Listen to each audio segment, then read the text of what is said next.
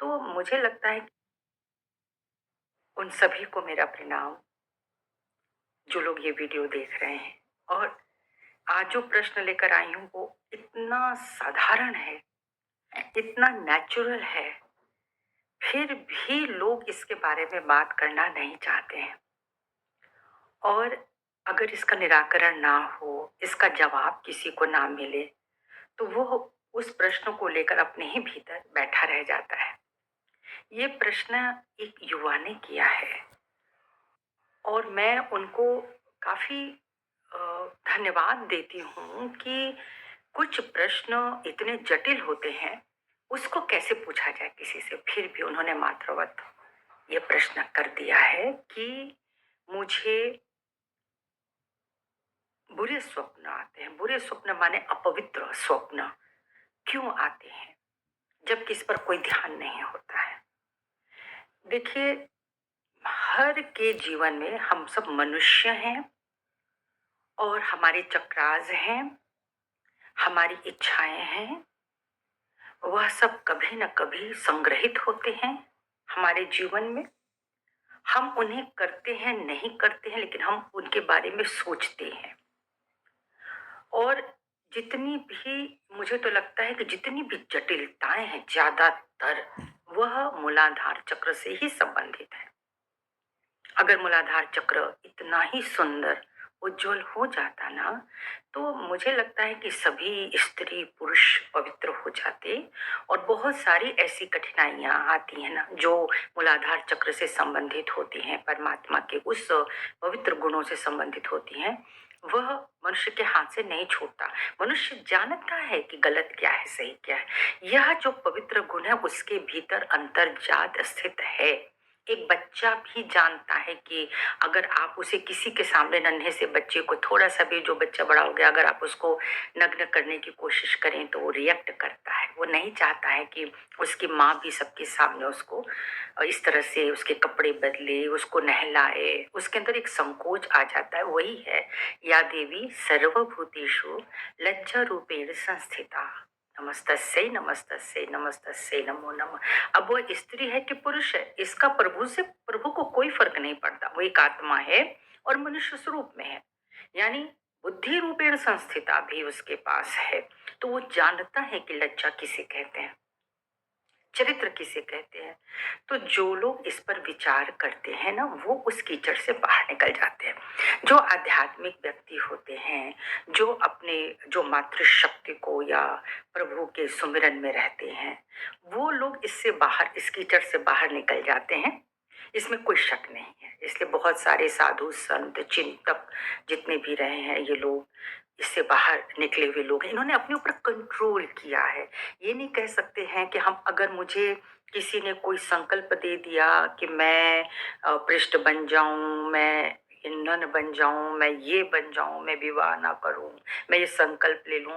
इस संकल्प ले लेने से मैंने भले ही विवाहित रस्म नहीं किया हो, लेकिन मेरे भीतर, यानी जिन लोगों ने वो संकल्प लिए होते हैं, उनके भीतर भी अपवित्र भावनाएं आती हैं। उससे कंट्रोल करने के वो तरीके होते हैं। वो कैसे होते हैं ये तो सबको अपने अपने पता होंगे, लेकिन जब मैं योग की बात कर रही हूँ, तो वहां पे हमें पता है कि हमारा ध्यान अगर वहां पर गया, कुछ सेकंड के लिए भी गया, विचलित हो गया, तो वह कभी ना कभी हमारे ऊपर हावी होगा। क्यों? क्योंकि वो भूतकाल में चला गया। जरूरी नहीं कि जो आपने अभी सोचा या कुछ आपने देखा जो अनर्गल था, आपको लगेगा कि बस हम देख के निकल जाएं। हो सकता है उसका क्षणिक प्रभाव आपके बैक आ गया, पे चला गया, यानी आपके इस, जो आपकी जो बाई नाड़ी है, जो माँ काली की नाड़ी है, जहाँ आपकी थोड़ी सुषुप्त इच्छाएं भी होती रहती, उठती रहती हैं, उसमें काम भावना भी है। तो काम भावना अगर उठती है और वह संतुलित नहीं होती, स्थिर नहीं किया जाता, तो उसको दबाया भी नहीं जा सकता। जब आप दबाएंगे तो वह और तेजी से फूटेगा। और जो लोग दबाते हैं वह लोग गलत काम करते हैं। इसीलिए सहज योग गृहस्थ आश्रम को मजबूती से कहता है अपनाने को। क्योंकि आप कितने भी साधु संत बन जाए, गृहस्थ आश्रम सबसे कठिन है। चारों आश्रमों में से गृहस्थ बहुत कठिन है। इसमें चरित्र भी चाहिए, संतुलन चाहिए, प्रेम चाहिए, समर्पण चाहिए, त्याग चाहिए, सब कुछ चाहिए। नहीं तो सब छोड़ छाड़ के इंसान हट जाए और कहे मुझ मेरे अंदर ऐसा कुछ नहीं आता। आपके अंदर भी भावनाएं आएंगी। आप जंगल में बैठे होंगे, आप पर्वत पर बैठे हैं, पर आप एक मनुष्य हैं और आपके भीतर ये भावनाएं हैं। तो जिस भी बच्चे ने ये पूछ लिया है, मुझे इसलिए अच्छा लग रहा है क्योंकि कितनी सफाई से उसने पूछा, कितनी ईमानदारी से उसने पूछा है। और वो सबके भीतर होते हैं। मैं बस इतना बता दूं, जो योगी होते हैं वो उसे कंट्रोल करते हैं। उनका चित्त वहां स्थिर नहीं होता क्योंकि उनका चित्त आत्मा पर होता है। जब आत्मा पर होगा तो ये सब आपको विदीर्ण नहीं करते हैं, ये आपको परेशान नहीं करते हैं। अगर आपके पास कोई विचार इस तरह का आएगा या आपके पास कोई ऐसा दृश्य आएगा, आप उसको साक्षी भाव से देखेंगे और वो निकल जाएगा। आप उस पर रुकेंगे नहीं। बात आती है स्वप्न की, तो ऐसे स्वप्न भी सबकॉन्शियस माइंड से ही आते हैं। आपके जो कुछ भी पूर्व आपने 3 दिन 4 दिन 6 दिन 7 दिन 1 महीने में कभी भी अगर उस तरह की चीजें देखी हैं, सुनी हैं, तो वो कभी ना कभी आपको ऊपर में स्वप्न के स्वरूप में आते हैं। स्वप्न का रहस्य भले ही सब लोग बता नहीं पाए, ये बहुत बड़ा रहस्य है। ये रहस्य इसलिए है कि अगर हम ये कहते हैं कि हमने वैसा सोचा तो मुझे स्वप्न आया, नहीं, ये भी पूर्णतः सही नहीं है। हम कभी भी ऐसा कुछ नहीं भी सोचते हैं पर वो हमारे स्वप्न में आ जाते हैं। ये कहानी कहाँ कहाँ से बन के आती है, किस प्रकार से आती है, हम किस गांव गली देश में हो जाते हैं, हम कब कहाँ होते हैं, हमको पता नहीं चलता और हमने कभी नहीं सोचा होता है कि ऐसा कभी मैंने देखा है, उसको कभी सुना हुआ हो या वो हमारे चिंतन में आया हो। नहीं, कभी ऐसा नहीं होता। और अगर चिंतन में आई हुई बात आपके स्वप्न में आती तो कौन नहीं अपने इष्ट को देखना चाहता है, कौन नहीं प्रभु को देखना चाहता है, कौन नहीं किसी अपने प्यारे को देखना चाहता है। पर क्या वह सोचने से आ जाता है? नहीं आता है। नहीं तो ईश्वर के दर्शन ना रोज हुआ करते। तो पहले तो विचलित नहीं होना है। अगर इस तरह की बातें आती हैं मन में तो हमें क्या करना है? Can any woman become a life coach? The answer is yes. If you love helping people, if you are known for giving a अगर इस तरह की बातें आती हैं मन में तो हमें क्या करना है? नीति नीति, ये मेरे विचार नहीं है, वाकई नहीं है, क्योंकि मैं इससे पार हूं, मैं इससे परे हूं। मुझ में ये विचार नहीं है। ये विचार कहीं से तो आ रहे हैं। अगर इस वातावरण में है, हम किसी ऐसे वातावरण में हैं, ऐसे लोगों के इर्द गिर्द हैं, हम ऐसे साहित्य के इर्द गिर्द हैं, हम ऐसे अपने दर्शनीय चीजों के इर्द गिर्द हैं, तो वो हमारे ऊपर इसी एरिया से भीतर आएंगे। आएंगे, वो छुपेंगे और हो सकता है वो स्वप्न के स्वरूप में दर्शन दे। अगर वो दर्शन देते हैं, अगर मैं उठी हूँ तो प्रथमतः ध्यान में अगर वो दर्शन आएगा, क्योंकि जब भी आप सुबह उठते हैं तो अपने पीछे कुछ हिस्से को लेकर ही उठते हैं, कुछ याद को। आप देखें जो आपके साथ पूर्व घटित हुआ है, पिछली रात में घटित हुआ है, वह आएगा आपके चिंतन में। फिर आप उसको जाने देंगे। Let it go, let it go, let it go. तुम जाओ, तुम जाओ।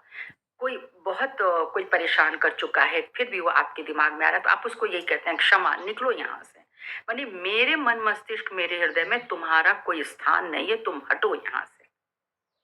तो आप उसे हटाते हैं, उसी को हम क्षमा कहते हैं।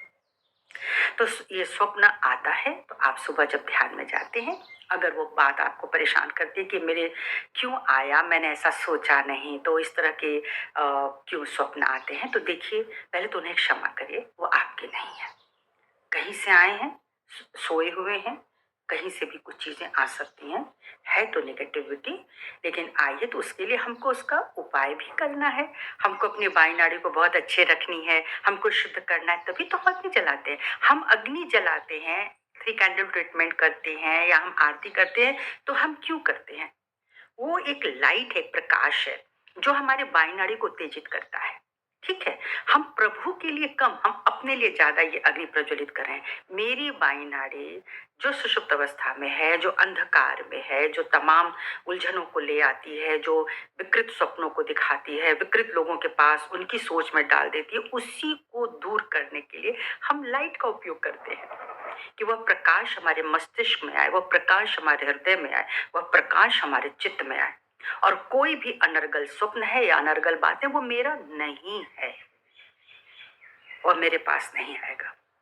आप 1-2 बार कहेंगे, वो हट जाएगा, क्योंकि ऐसे कुछ मृत आत्माएं, ऐसी कुछ अतृप्त आत्माएं होती हैं जो आपकी कमजोरी को देखना शुरू करते हैं। आप कहाँ पे कमजोर हैं?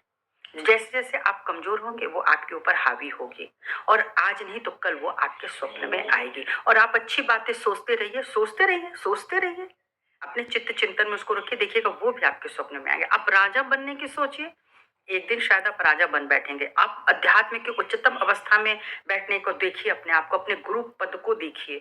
आप आत्मा हैं, आप बन सकते हैं। अब ये शरीर नहीं है ना कि शरीर के कोई विचार आ गया, कोई बात आ गई तो हम इसी में उलझ जाएंगे। ये शरीर है, ये बुद्धि है, ये मन है, ये विकृत हो सकता है, तभी तो हम ध्यान करते हैं कि हम इनको शुद्ध करते रहें, शुद्ध करते रहें। वही बुद्धि सद्बुद्धि बन जाती है ना, वही विचार सद्विचार बन जाता है। तो हमको अपने ऊपर नजर रखनी है और निराश नहीं होना है। हुआ तो हुआ, वह मेरा नहीं है, और ये बहुत स्वाभाविक है। आप शरीर के साथ आते हैं तो हम बहुत सारी विकृतियों के साथ आते हैं, जिन्हें हम षड्रिपु कहते हैं। षड्रिपु में एक काम भी तो आता है। तो हम जब क्रोध की बात कर रहे हैं, हम जब समर्पण संतुष्टि की बात करते हैं, हम जब चोरी की बात कर, हम जब उसकी बात करते हैं तो हमें इसकी भी बात करनी चाहिए। लेकिन इसकी बात कोई करना नहीं चाहता। और ऐसे ही लोग जो होते हैं, जो बात तो नहीं करते, ऊपर ने श्वेत परिधान कर लिया है या श्वेत चेहरा लगा लिया है, लेकिन वो लोग तब अंधेरों में गलत काम करते हैं।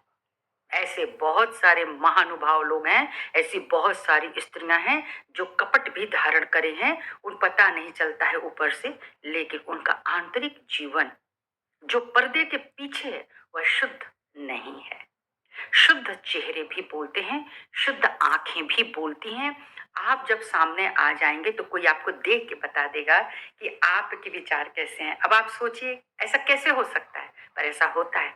अगर आप आध्यात्मिक हैं, आप ध्यान साधना करते हैं, एक व्यक्ति को सामने ले आइए, उसकी आंखें बता देंगी इसका विचार कैसा है, इसका व्यवहार कैसा है, किस नाड़ी पर यह बैठा हुआ है, इसकी चेतना कहाँ पर है। ये बहुत आसान बात है किसी के लिए ये बता देना। तो बस मैं इतना ही कहना चाहती हूँ, आप परेशान मत हो। अगर आप अच्छे हैं, आप ध्यान करते हैं, आप सुंदर विचारों को इनवाइट कीजिए। हमेशा सोचिए कि मैं अच्छा बनूं, मैं अच्छा ही दिखूं, जैसा हूं वैसा दिखूं।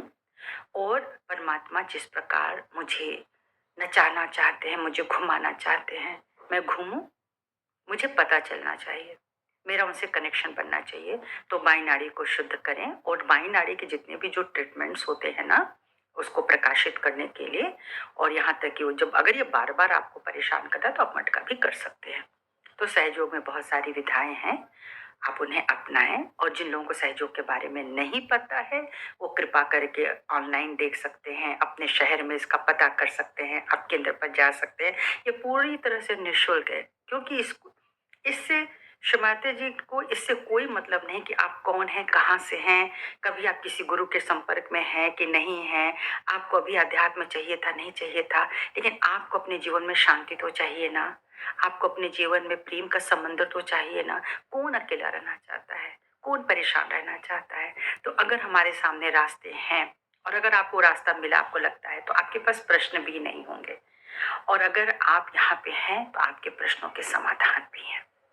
तो मुझे पूर्ण विश्वास है कि आपको इसका समाधान मिल गया होगा, आपको इसका जवाब मिल गया होगा। तो आप स्वप्न से बिल्कुल ना घबराएं, अपनी बाई नाड़ी को शुद्ध कर लीजिए, सब सुंदर हो जाएगा। क्योंकि ये बाई नाड़ी हमारे पूरे बैक आज्ञा को जाती है, और वही मुझे बार बार बार बार कहीं ना कहीं वो याद दिला देती है। और जो गलत है वो गलत है, जो सुंदर है उसे सुंदर है, उसे स्वीकार भी करें। और जब मैं तो कहती हूँ, यदि आपके पास अच्छे विचार हों, अच्छी बातें आती हों, आप अच्छे कर्म कर रहे हैं और आपको पता है, तो अहंकार नहीं, लेकिन बिना अहंकार के साथ अपनी पीठ जरूर थपथपाइए, क्योंकि आप अच्छे हैं, आप विशेष हैं, आप सुंदर हैं। सबको मेरा